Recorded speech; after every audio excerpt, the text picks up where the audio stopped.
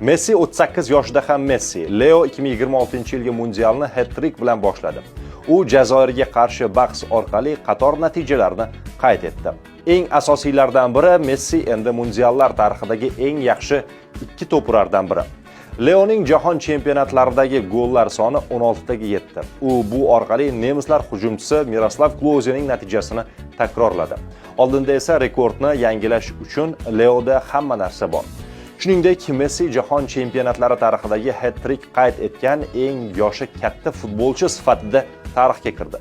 Leo Jazoir darvozasiga 3 ta golni 38 yoshi 356 kunligida urdi.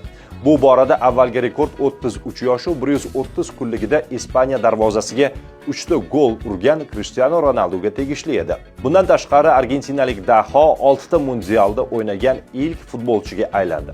Katta ehtimol bilan bu rekordni bugun Cristiano ham takrorlaydi. Yana bir rekord bor.